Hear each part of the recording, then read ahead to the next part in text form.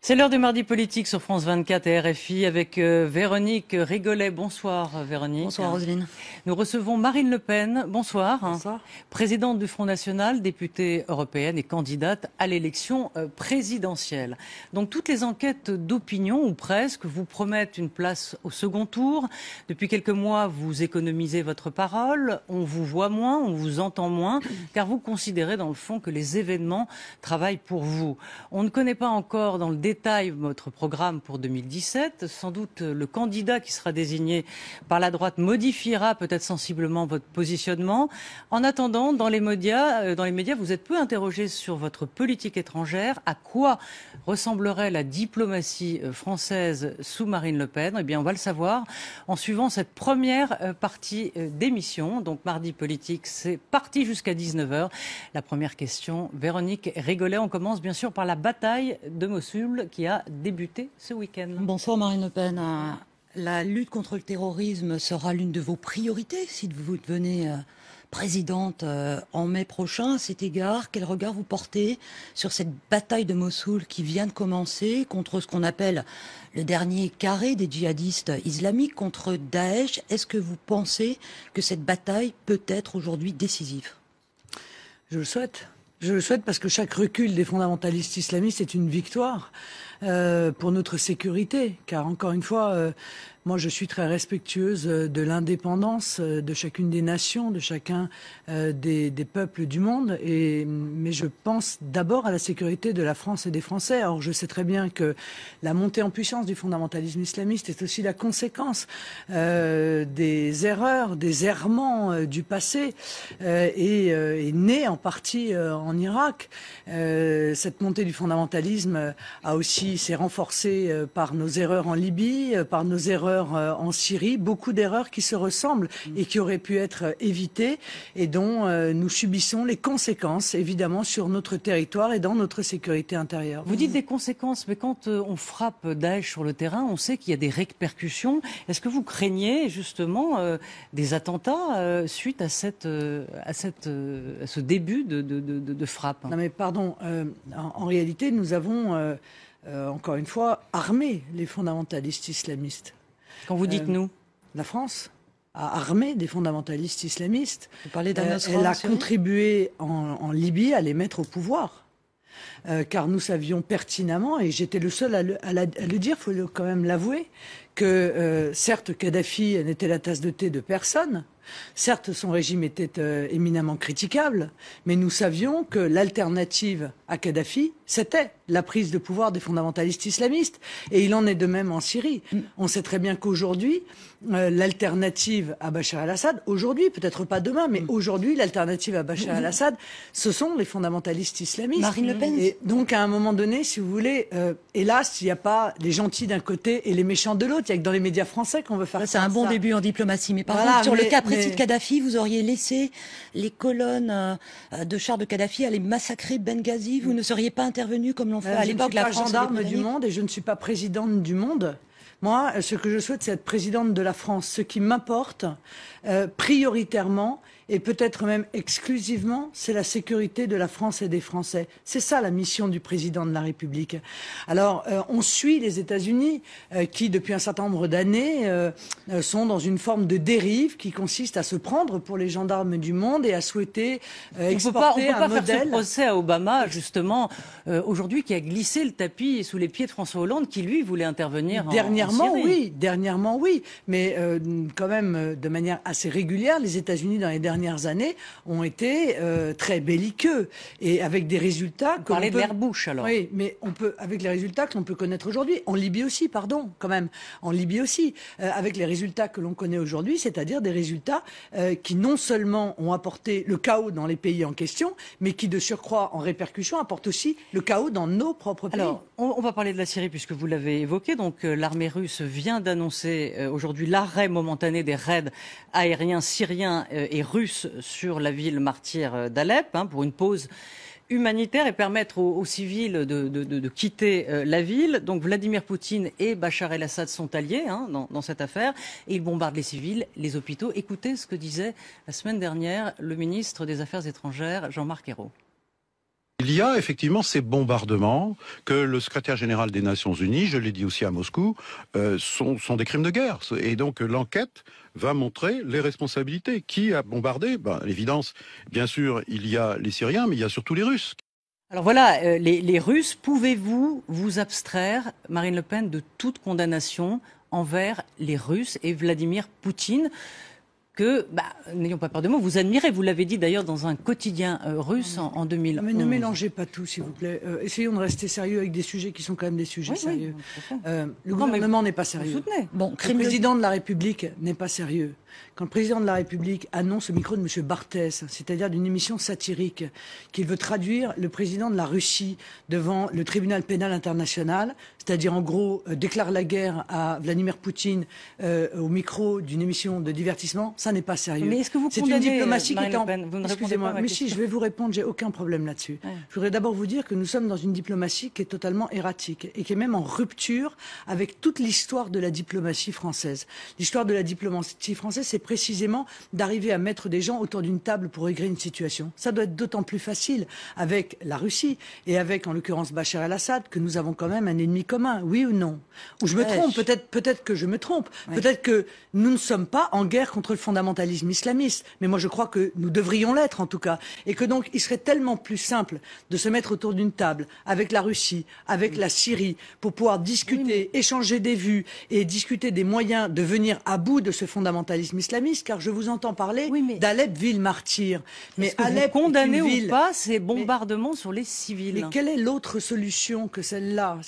Bien sûr, je condamne tout bombardement sur des civils. À chaque fois qu'un civil meurt, c'est un drame. C'est un drame, c'est un drame en Syrie, c'est aussi un drame en Yémen lorsqu'il meurt sous les bombes qui sont des bombes saoudiennes. C'est un drame aussi quand ce sont des Irakiens qui meurent sous des bombes américaines. C'est toujours un drame. Et il faut tout faire pour éviter cette situation. Marine Le Pen, c'est un drame ou ce sont des crimes de guerre en Syrie actuellement? Alep, ville martyre. Voilà. Oui, mais j'ai envie de dire, pour une double raison.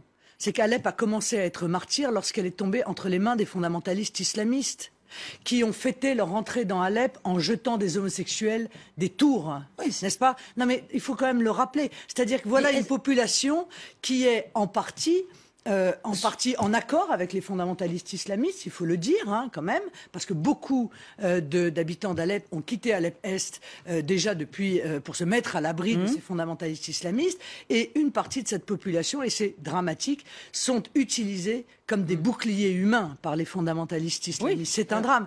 Mais qu'est-ce que nous proposons, si vous voulez, comme autre solution? Parce que c'est pas le tout de venir jouer les inspecteurs des travaux finis en disant les méchants, ce sont ceux-là, et les gentils, ce sont ceux-là. Mais quels moyens avons-nous aujourd'hui pour éradiquer ce fondamentalisme islamiste qui, s'il n'est pas éradiqué, ira martyriser d'autres villes de Syrie, d'autres populations. Avant de parler des solutions, pour être bien sûr de ce que vous pensez de cette situation-là, est-ce que vous considérez que les bombardements russo-syriens sur des civils à Alep constituent possiblement des crimes de guerre ou pas? Après, on parlera des solutions. Écoutez, moi je ne suis pas spécialiste et juge au tribunal pénal international. Je ne me prononcerai pas sur ces considérations juridiques. À mon avis, vous n'y connaissez pas plus que moi d'ailleurs dans ce domaine. Bon, donc moi, on parle de choses en réalité. Non mais on parle de choses. C'est pas moi qui aspire à être président par ailleurs. Non mais vous voyez, on parle de choses, on utilise des mots.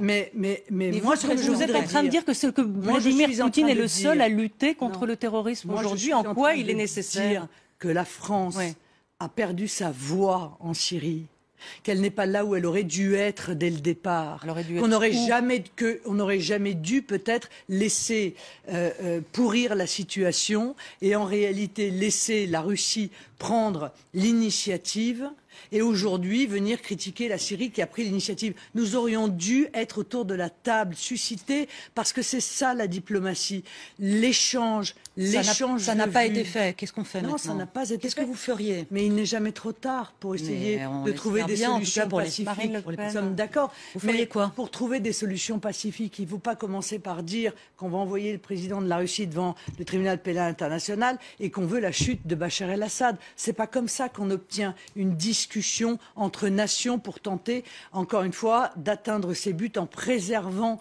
au maximum de ce qu'il est possible de faire ces populations civiles. Marine Le Pen, vous dites, dans le fond, entre la peste et le choléra, on ne choisit pas. Hein. Est-ce que vous considérez Non, ce n'est pas vraiment ce que je dis. Non, je mais dis vous dites qu'en la Libye, priorité, c'est Daesh. Non, mais je dis qu'en Libye et en Syrie, il faut choisir le moins pire pour nos intérêts nationaux. Et le moins pire était incontestablement Kadhafi plutôt que les fondamentalistes islamistes et Bachar el-Assad plutôt que les fondamentalistes islamistes. Je le dis très clairement. J'ai été la première à le dire. J'ai pas manqué de courage pour cela. Je crois qu'aujourd'hui, beaucoup sont en train de partager, pour finir, mes options. J'entends un certain nombre de responsables de l'UMP qui finissent par être d'accord avec nos François positions. Fillon, en l'occurrence. Entre autres, oui, mais je crois Nicolas Sarkozy aussi. Mais en quoi, Marine Le Pen, en quoi Vladimir Poutine, pour vous, lutte contre le terrorisme? En quoi est-il nécessaire contre le terrorisme aujourd'hui? Pourquoi Vladimir Poutine? Parce que la Russie est une grande nation. La Russie est une grande nation et par conséquent toutes les grandes nations puissantes doivent s'allier pour lutter contre le fondamentalisme islamiste. Est-ce que l'objectif est oui ou non d'éradiquer le fondamentalisme islamiste? Moi je le crois. Je crois que si on négocie avec eux, eh bien nous n'obtiendrons évidemment strictement rien et nous livrerons des populations civiles, les autres mais aussi les nôtres, à la violence, au chaos. Et je ne veux pas cela pour mon pays. Je ne veux pas cela, bien entendu, non plus pour les autres pays. Est-ce que vous rencontrerez Vladimir Poutine au cours de la campagne électorale française? Vous aviez dit que vous souhaiteriez le rencontrer. Je ne sais pas, ça n'est pas pour l'instant prévu. Mais oui, si j'étais invité à rencontrer Vladimir Poutine, j'irais. Et si j'étais invité à rencontrer Monsieur Obama, j'irais aussi. Comme j'irais rencontrer, encore une fois, tous ceux qui, à mon avis, peuvent contribuer dans ce monde multipolaire à établir un équilibre entre les nations dans le monde. Peut-être, on va finir avec la Russie. Une dernière question. Vous dites qu'il faut que notre politique étrangère retrouve une indépendance. Mais le Front National boucle ses fins de mois grâce à une banque russe, car aucune banque française n'a voulu vous financer pour la campagne présidentielle. Est-ce que vous avez eu recours, une fois de plus, pour la campagne présidentielle, vous faire prêter de l'argent par cette même banque russe? Puisque je crois que votre trésorier a dit qu'il nous faut encore une dizaine de millions d'euros. Non mais écoutez, pour moi, une banque, c'est une banque. Enfin, écoutez, pour ceux qui considèrent que la nationalité n'a pas beaucoup d'importance, à chaque fois, on me ressort la nationalité. Une banque, c'est une banque. C'est un établissement financier qui prête de l'argent. Je veux dire, est-ce que vous devez quelque chose? Une puissance étrangère, on n'est pas, du coup, c'est pas une puissance étrangère, c'est une banque. Oui, mais vous pensez bien qu'on est en Russie, on n'est pas dans une démocratie. C'est-à-dire qu'est-ce que vous sous-entendez? Que le pouvoir financier n'est pas décentralisé, Marine Le Pen. Avez-vous déjà fait un prêt à une banque? Oui. Bon, est-ce que le banquier est venu chez vous pour choisir la couleur de vos rideaux? Non, mais c'était pas en Russie. Est-ce qu'il décide il veut savoir combien je gagne, quel âge j'ai. D'accord, pour pouvoir être remboursé, car c'est la seule obligation que vous avez quand vous empruntez à une banque, c'est payer les intérêts et rembourser le capital. Il vient pas pour vous dire dans quelle école vous devez mettre vos enfants. Il décide pas sous quel contrat de mariage vous devez vous marier. Voilà, moi, personne ne décide pour moi. J'ai emprunté de l'argent, je rembourserai cet argent. Si demain une banque américaine me prête de l'argent, j'emprunterai à la banque américaine ou à la banque portugaise ou à la banque guatémaltaise. Vous ne sentirez pas lié? Mais je ne me sens lié par rien. Voilà, je suis absolument totalement libre. Et encore une fois, je le resterai quoi qu'il arrive. On parlait du président Obama il y a un instant. Et il y a une présidentielle américaine là après-demain, en novembre. Si vous deveniez présidente en mai prochain, avec qui vous auriez le meilleur contact? En gros, quel est votre souhait de victoire pour cette présidentielle américaine? Est-ce que c'est Donald Trump, à qui on a cru comprendre que vous trouviez, somme toute, quelques points communs avec vous, ou Hillary Clinton, qui visiblement n'est pas votre tasse de thé, vous trouvez même dangereuse? C'est étonnant de voir les relations internationales comme ça, sous l'angle d'affection personnelle. Non, moi je ne connais ni l'un ni l'autre. Je ne parlais pas d'affection, vous trouvez? Je m'entendrai pas mieux avec l'un ou avec l'autre. Si je suis présidente de la République, je parlerai à tout le monde.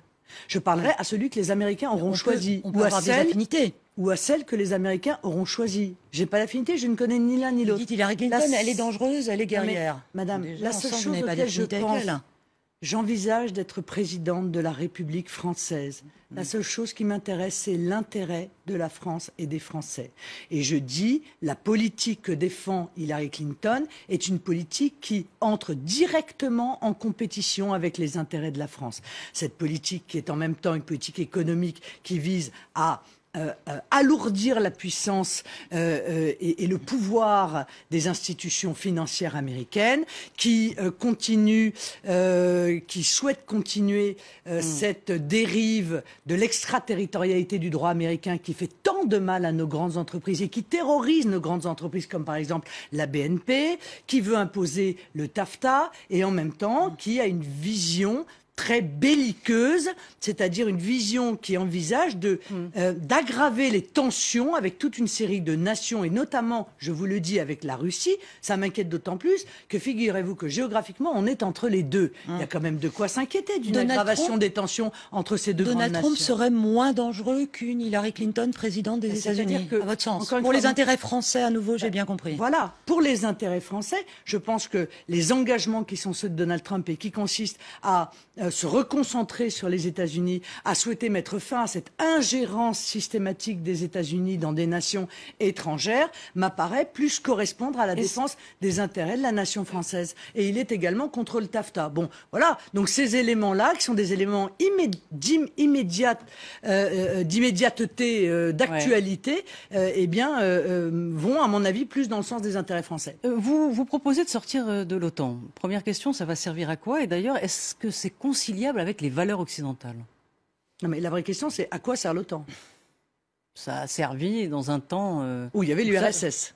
Bon, il n'y a plus d'URSS. Enfin, je veux dire, on peut quand même regarder le monde tel qu'il est et pas tel qu'on aimerait qu'il soit, mais il n'y a plus d'URSS. Il est d'ailleurs assez frappant de voir qu'aujourd'hui, on traite la Russie avec plus d'hostilité qu'on ne traitait l'URSS à l'époque. Moi, ça reste pour moi tout de même une interrogation. Il n'y a plus d'URSS, donc contre qui... Il n'y a plus de guerre froide, mais bon. Bon, d'accord, mais contre qui cette organisation... Mais ça servira à quoi d'en sortir? C'est ça le problème, c'est comprendre. Le problème, si vous voulez, c'est qu'en réalité, notre présence dans l'OTAN fait que nous sommes soumis à la politique internationale américaine. Ce sont les Américains qui décident des guerres que nous devons faire. Et d'ailleurs, tant Nicolas Sarkozy que François Hollande ont suivi ces exigences américaines. Donc vous ne feriez pas les... Moi, je voudrais revenir en matière de politique internationale à ce qui a fait la spécificité de la France, sous l'égide, il faut bien le dire, du général de Gaulle, qui lui non plus n'était pas tellement un fervent admirateur de l'OTAN et qui pourtant partageait, je crois, les valeurs occidentales. Qui est sorti du commandement intégré de l'OTAN, dans lequel nous sommes revenus. Vous ne sortez pas du Conseil de sécurité de l'ONU. Qui pourtant partageait les valeurs occidentales, on peut le dire. Bon, vous ne sortez pas du Conseil de sécurité de l'ONU. Mais nous allons rediscuter l'ensemble de nos présences pour préserver notre indépendance. Moi, je considère tout à fait normal de participer dans le concert des nations à des organismes internationaux, où l'on entend les nations, où on respecte, pas de problème, où on respecte les nations. Conseil de sécurité, parce que quelle est ma vision? Oui. Indépendance, politique de paix, puissance militaire, car je crois que la France doit être une puissance militaire pour pouvoir avoir une vision stratégique et non-ingérence. Voilà quels sont les trois grands principes que je veux mettre en œuvre en matière d'indépendance. Clairement, ça veut dire que vous ressortez du commandement intégré de l'OTAN si vous êtes élue présidente. Donc on revient à la situation hantée Nicolas Sarkozy. Oui. Voilà une réponse assez claire. Peut-être un mot sur... il nous reste une minute. Un mot de l'Europe, peut-être. Vous vouliez évoquer, Véronique. Il nous reste très peu de temps. Donc, question courte, réponse courte. Oui, bon, on va faire le grand défi, ça sera sortir la France de l'Union européenne. Si on a bien compris, on imagine que votre premier voyage sera plus pour Bruxelles que pour Berlin, comme le font traditionnellement les présidents français. Non, le grand défi, c'est d'organiser la négociation qui va permettre à la France de récupérer pour le peuple français, parce que c'est sa propriété, sa souveraineté. Voilà. Et moi, je crois que cette négociation peut aboutir. Cette négociation sera sanctionnée par un référendum. Si elle aboutit, on pourra rester dans cette nouvelle structure. Si elle n'aboutit pas, eh bien, je proposerai aux Français d'en sortir. Retour sur le plateau de Mardi Politique sur France 24 et RFI, toujours avec notre invitée Marine Le Pen, présidente du Front National et députée. On va parler de politique française, du démantèlement de Calais, mais on voudrait juste poursuivre, puisque c'était la fin de cette première partie. Nous n'avons pas eu votre réponse sur le référendum que vous comptez organiser. Véronique voudrait une précision. Avant le référendum. Vous avez eu ma réponse. Avant le référendum, avant le référendum, vous partez donc à Bruxelles pour tenter de convaincre vos pairs européens d'accorder à la France un certain nombre de souverainetés dans différents domaines. Si l'Europe s'y refuse, on le sait maintenant, il n'est pas si aisé de sortir de l'Europe. Vous rentrez donc à Paris et là vous proposez un référendum aux Français. D'où ma question, si les Français, qui selon les sondages en tout cas, les derniers sondages maintiennent leur volonté d'appartenir à l'Union européenne, qu'est-ce que vous faites ?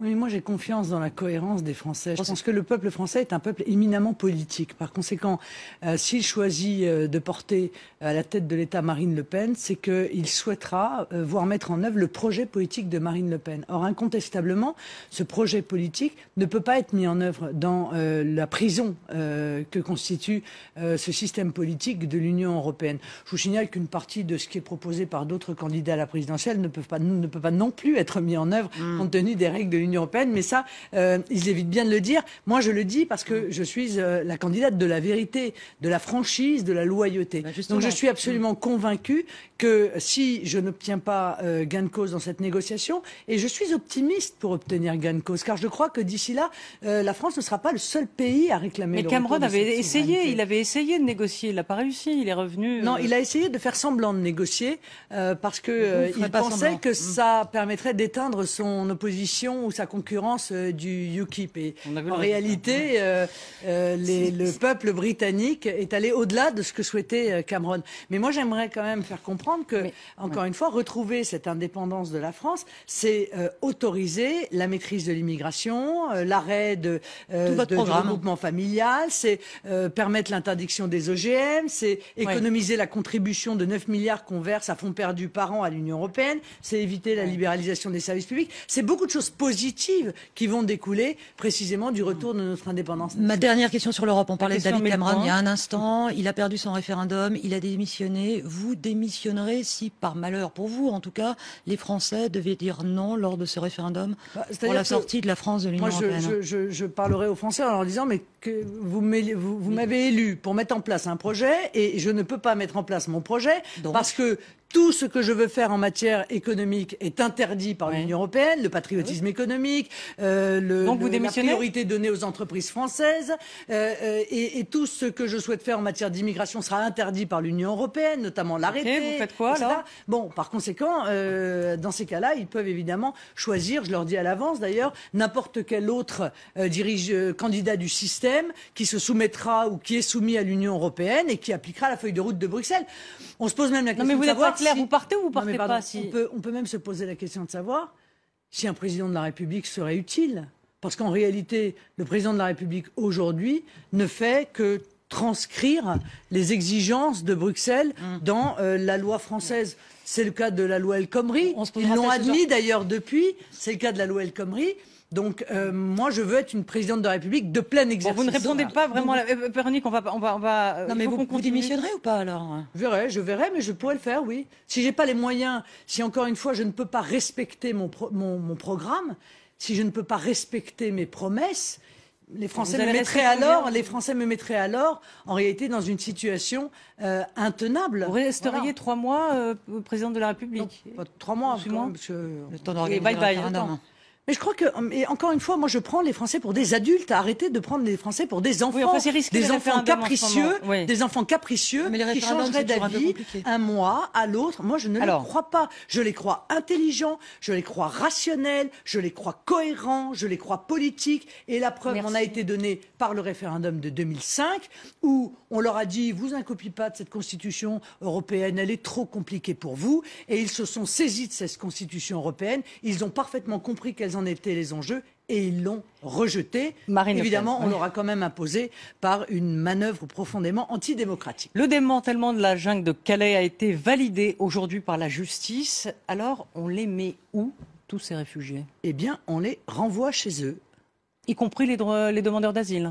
Mais je crois que ce sont pour une grande partie d'entre eux, des gens qui déposent un dossier d'asile parce qu'ils savent que le simple dépôt d'un dossier, sans répondre même aux critères de fond, leur permet de rester pendant 7 mois ou 8 mois, pris en charge par la communauté nationale qui n'en peut plus, car ceci représente un coût qui est de plus en plus faramineux.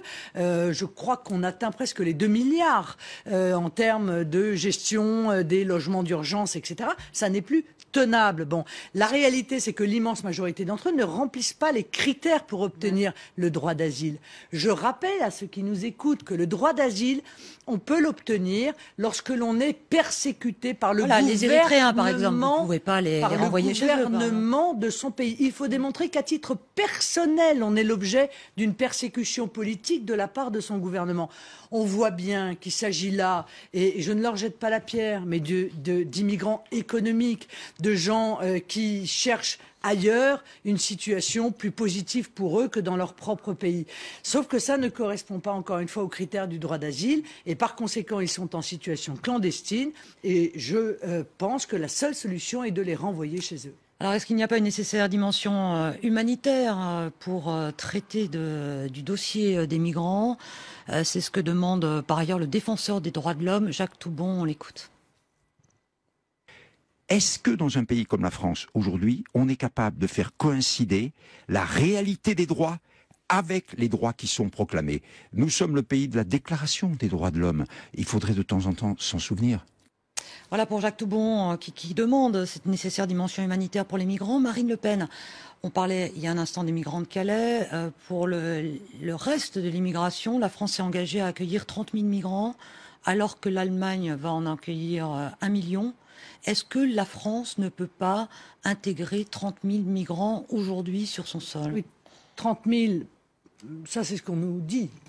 Plus 200 000 légaux, plus à peu près l'équivalent 200 000 illégaux par an, ce qui fait évidemment des chiffres qui sont tout à fait spectaculaires. Alors, la dimension humanitaire, oui, bien sûr, moi je partage cet avis de M. Toubon, mais dans les pays d'origine, avec des organisations internationales dont c'est le travail, avec un financement de la part des nations pour que des campements humanitaires puissent être mis en place et puissent préserver des populations civiles, notamment dans les pays en guerre. Mais pas chez nous, car nous n'en avons plus les moyens. Marine Le Pen, le maire de Béziers, Robert Ménard, soutenu par le Front National, a placardé dans les rues de la ville cette affiche avec en photo des migrants. L'État nous les impose, ça y est, ils arrivent. Est-ce que vous validez cette affiche aujourd'hui ? Non, mais je ne sais pas à valider ou pas à valider. Monsieur Ménard n'est pas un maire Front National. Non, mais il a été élu. Il a été élu en étant soutenu par le Front National, par le parti d'ailleurs aussi de Monsieur Dupont-Aignan. Voilà, il est un maire indépendant. Quand vous voyez cette affiche, vous vous dites quoi? Mais honnêtement, moi j'ai toujours considéré que tout ce qui pouvait laisser penser que l'on pourrait reprocher à titre individuel aux immigrés de venir est malvenu. Pour une raison très simple, c'est qu'en fait la responsabilité de leur venue, c'est la responsabilité des dirigeants politiques de la France. Voilà. Et donc c'est aux dirigeants politiques de la France qu'il faut demander des comptes. C'est à eux qu'il faut reprocher cette politique et pas à ces gens à titre personnel qui viennent encore une fois parce qu'ils pensent trouver, et ils se trompent d'ailleurs, ils pensent trouver en France une forme d'Eldorado et ils se retrouvent dans la jungle. Non, notre question c'est... Bon, on va passer parce qu'il nous reste des questions à vous poser, notamment sur votre positionnement politique. Alors dans les villes, on voit...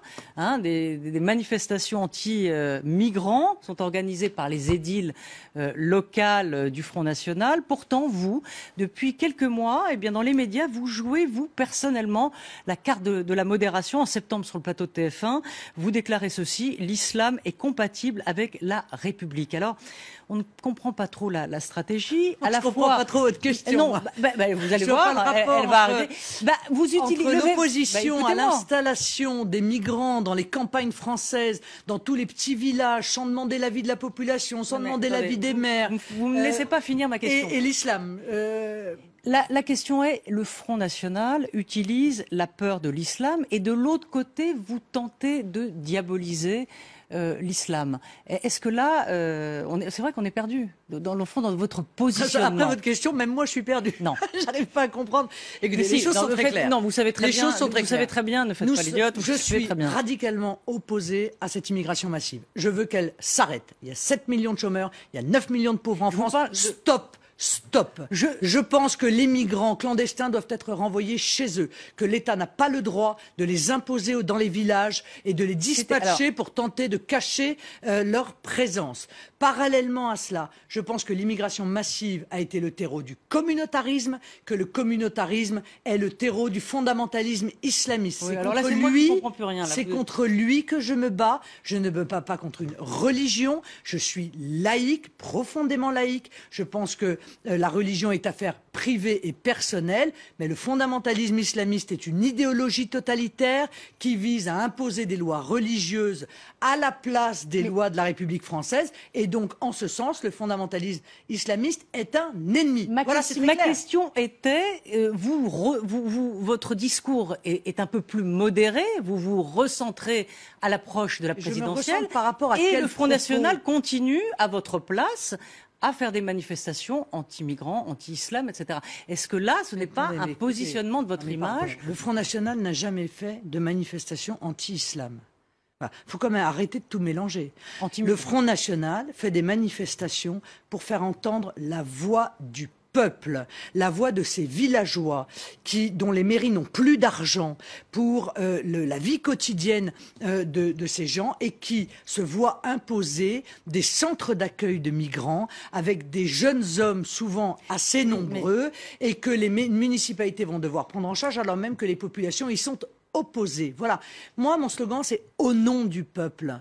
Je pense que le peuple a raison, qu'il faut l'écouter, qu'il faut l'entendre et qu'il ne faut rien faire sans lui ou contre lui. Or, aujourd'hui, la politique d'immigration menée en France est menée contre le peuple français, contre sa volonté, et donc nous faisons entendre la voix de ce peuple qui ne veut pas de cette immigration. Vous pensez qu'il y a un rejet massif des Français contre les migrants? Ah oui, je crois que c'est... Oui, je crois. Il y a un certain nombre de la population qui est contre. Mais un rejet massif, ça je crois qu'il y a un rejet majoritaire. Et je vais vous dire une chose, le meilleur moyen de le savoir, c'est de faire un référendum. Allez, faisons-le. Voilà, mais alors après, mais oui, faisons-le, ce référendum. Ouais. Posons la question. Alors, ce serait quoi la question? Pour ou contre les migrants? Pour ou contre les envahisseurs, selon la terminologie Ménard, ou bien? Je ne crois pas qu'il ait utilisé ce mot, mais je vous laisse en discuter. Les réfugiés sont des envahisseurs. Mais la vraie question, êtes-vous pour ou contre la continuation de l'accueil d'immigration en France? Je peux vous dire que la réponse sera non, nous ne sommes pas d'accord. Car les Français, depuis très longtemps, ne sont pas d'accord. Et les dirigeants savent que les Français ne sont pas d'accord. Et c'est peut-être la raison pour laquelle ils ne leur posent pas la question. Parce que la réponse leur déplairait. Eh bien, moi, je crois que ça, c'est une démarche profondément antidémocratique. Alors, vous dites vouloir utiliser la loi de 2004 sur le voile à l'école pour interdire les signes ostentatoires dans la rue, y compris la kippa et la croix. Première question. Quelle croix? La croix catholique. Ostentatoire. Les signes religieux ostentatoires. Ouais. Non mais, oui, mais à partir de quand ça devient ostentatoire? Oui. Par exemple, la grosseur de la croix, la taille de la kippa. Demandez à la loi de 2004. Mais vous qui a appliqué cela. Alors c'est quoi selon vous? Donc elle a appliqué cela sans trop de difficulté. Alors dites-nous voilà. Ce que vous entendez par signe ostentatoire. Mais c'est exactement ce que la loi de 2004 a décidé. Enfin, écoutez, c'est appliqué dans les écoles tous les jours, les écoles dans lesquelles nous avons nos enfants, et les unes et les autres. Voilà. Ces écoles-là, elles appliquent une loi sur le voile, une loi extrêmement claire. Oui. Non, qui est une loi sur les signes ostentatoires religieux. Et les signes ostentatoires religieux sont interdits à l'école. Eh bien, moi, vous croyez que c'est respecté aujourd'hui? Vous croyez que personne ne va à l'école avec une croix, j'espère. Mais la croix n'est pas considérée comme un signe ostentatoire. Et une kippa, c'est ostentatoire? Voilà. Oui, c'est considéré par la loi de 2004 comme un signe ostentatoire, comme le voile est considéré comme un signe ostentatoire religieux. Donc vous voulez interdire quoi? Donc je demande juste que l'élargissement, de mettre en place l'élargissement de cette loi, qui s'appliquera donc plus seulement à l'école, mais aussi dans l'espace public, et pourra d'ailleurs au passage préserver vous aussi croyez que le Conseil constitutionnel va valider? Écoutez, je le souhaite si c'est la volonté du peuple. Ça risque d'être une mesure, comme souvent il emploie ce terme, disproportionnée, parce que face au droit, chacun a le droit d'exprimer ses convictions. Sauf à l'école, manifestement. Sommes-nous une république laïque, oui ou non? À l'école, mais dans la rue, c'est un espace. Sommes-nous une république public. laïque, oui ou non? C'est inscrit dans la Constitution. Je dis qu'aujourd'hui, il y a des avancées manifestes du fondamentalisme islamiste qui se servent d'un certain nombre de jeunes femmes, en faisant d'ailleurs en grande partie pression sur elles, pour les obliger à porter le voile, qui est un signe d'enfermement religieux, qui est un signe d'appartenance à une communauté, qui est un signe de séparation de la communauté nationale. C'est une évidence. Bon, donc faut-il répondre à cela ou laisser jouer le pourrissement, peut-être, comme on fait d'ailleurs, comme fait le gouvernement dans tous les domaines, que ce soit pour les taxis, que ce soit pour les impôts, que ce soit pour les problèmes liés au fondamentalisme islamiste, on joue le pourrissement. Ben moi, je veux pas jouer le pourrissement. Je veux porter une loi qui est claire. Ma vision, elle est simple, elle est laïque, elle correspond à la Constitution française, et je souhaite effectivement l'élargissement de cette loi. Est-ce que vous avez lu le texte des évêques de France? Oui. Ils disent qu'interdire les signes religieux, c'est encourager les courants fondamentalistes, les courants les plus durs ressentis comme une négation d'une foi personnelle. Est-ce que vous faites fi de cette espèce de contrat social que les évêques de France envoient aux politiques? Oui, mais je crois que ces évêques, qui ne sont pas tous les évêques, ne doivent pas prendre de position politique. Comment ça, c'est pas tous les évêques? Voilà. Non, enfin, je pense que j'ai une partie, je suppose, d'après ce que j'ai vu, Pas compter, mais... ne doivent pas prendre de position politique. Parce que la laïcité, c'est cela, c'est la séparation. Donc ils n'ont pas le droit entre... de parler Non, mais je pense qu'ils n'ont pas à faire de politique. Oui, je le crois. Voilà, je le pense. Ils font pas de politique. Non, mais écoutez, vous me demandez. Contrat social. Non, mais madame, vous me demandez mon avis. Bon, alors d'abord, Oui, je crois qu'ils ne doivent pas faire de politique. Premièrement.